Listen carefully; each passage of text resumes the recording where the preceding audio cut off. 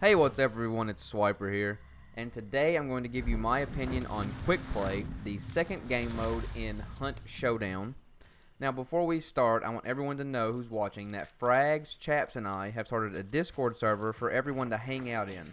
If you want to swing by and play some games with us, I'll have the link to that in the description and in the comments section. So with that out of the way, let's jump straight into this. For new players coming to the game, you may not understand exactly what Quick Play is. To make it short and sweet, Quick Play is a solo-only mode in which the only control you have over your character comes to what they look like and the type of starting weapon you have, which is broken down into medium, shotgun, and melee.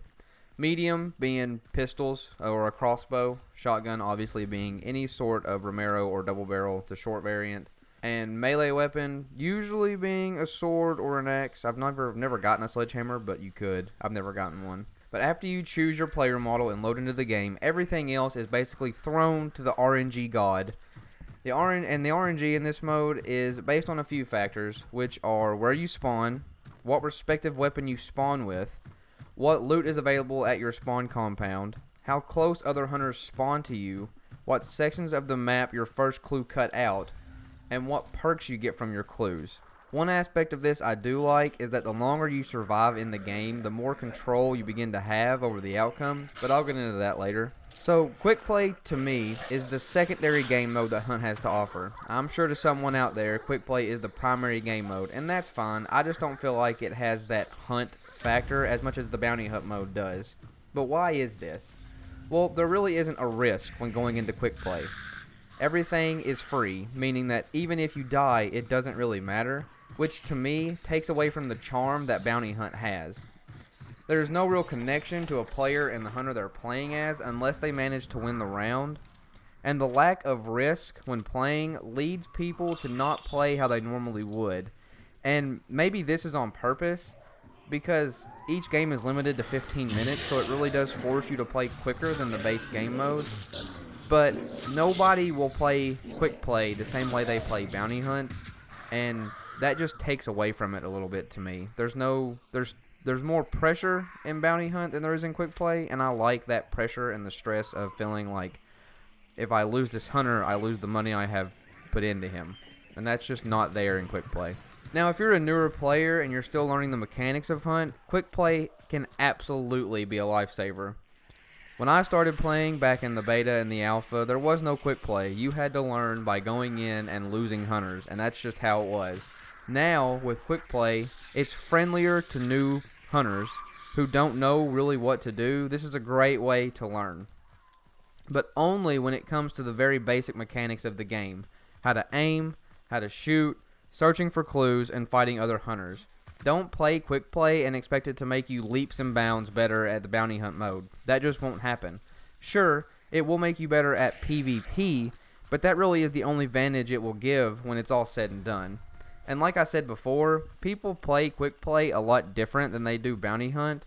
So, in Bounty Hunt, you're fighting a team, you and your duo, you and your trio, and you might have a 5-minute volley of gunfire back and forth behind cover. In Quick Play, you're not going to find that. Because it is limited and because every second that you're not moving is a second that you're putting yourself at a disadvantage, people will rush you every day. All day. They'll run straight at you. They don't care. They're just trying to get you out of the way so they can make it to that wellspring. So to my next point, let's say you've been playing Bounty Hunt all day with your friends and it's just not been going your way. You're bleeding money fast and you don't know how to make up for all that lost cash. Quick Play is what you want to play. Because there is no cost to starting a game and you don't have to build a loadout. It's a free game mode. Every clue you find is $25, and every second that you hold the wellspring is an additional $1. If you manage to win the game and find all 4 clues, you're looking at a really good profit of around $400. Plus, you get to keep the hunter you just used, all the gear they had on them, and the perks you got from searching the clues. And it didn't cost you a dime to play. And that is always nice. That is the one thing about Quick Play that I completely understand. The Hunt has a lot going for it, and I really do enjoy this game. But I enjoy it more when I'm able to play with friends. This isn't something you're going to be able to do in Quick Play. So it's really good for when you don't have any friends online or you're waiting for your duo partner to finish eating his lunch. But this is a solo only mode. You can almost always count on a 12-player lobby with just as much PvP as you can handle. So if PvP is something that you find that you're lacking in Bounty Hunt, or you're always getting assists rather than getting those kills with your partner, you won't have to worry about that in quick play. You'll be able to find as much PvP as you want, and then when everybody's dead, you win. So I know I said you don't really have much control in this game, and for the most part that is still true, to me at least.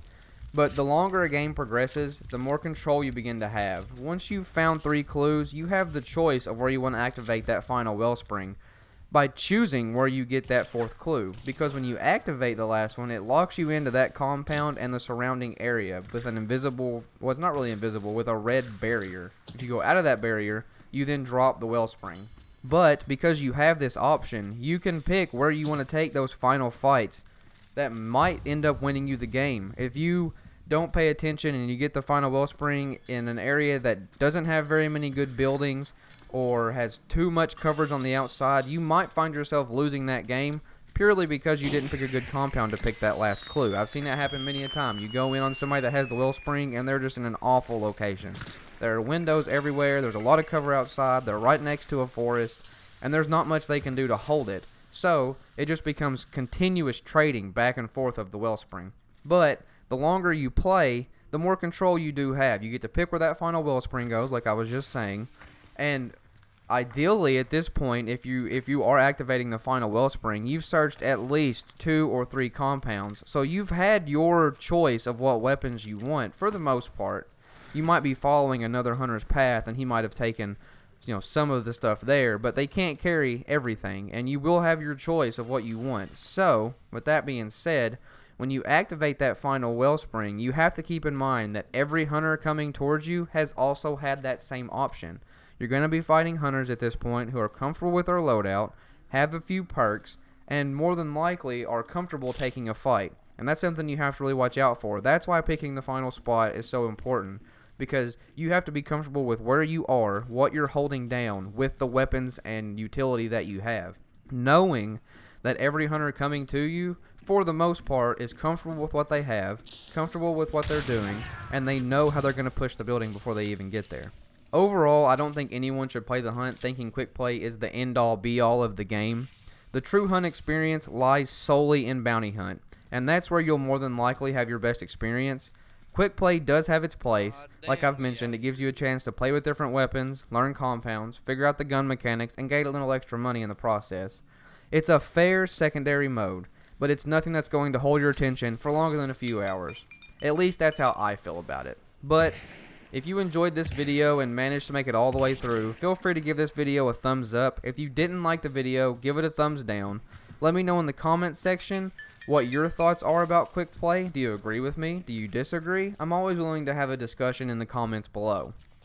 If you're a new viewer and haven't subbed to the channel yet, I'd really appreciate it if you hit that sub button. We're always looking to grow, and we're knocking on that 800 sub count door. As always, you guys stay awesome.